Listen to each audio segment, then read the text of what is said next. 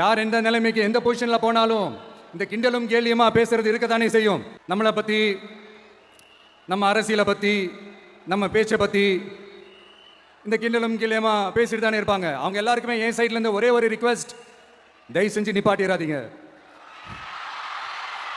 தயவு செஞ்சு கண்டினியூ பண்ணுங்க. நீங்க தான் என்னோட எனர்ஜி ஃபோர்ஸு.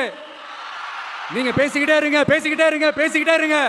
நான் மக்களுக்கு தேவையான நல்லதை செஞ்சுக்கிட்டே இருக்கேன், செஞ்சுக்கிட்டே இருக்கேன், செஞ்சுக்கிட்டே இருப்பேன்.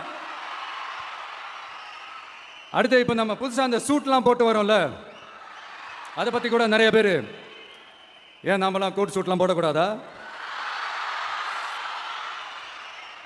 அதிகாரம் செய்கிறவங்களும் ஆதிக்க சக்திகளும் மட்டும்தான் கோட் சூட்லாம் போடணுமா என்ன?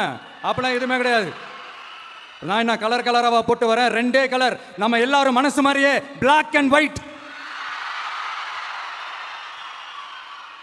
எல்லாத்திலும் பிளாக் அண்ட் ஒயிட்டா இந்த விஜய் இருப்பான் அப்படின்னு காட்டுறதுக்கு தான் அந்த கலர்.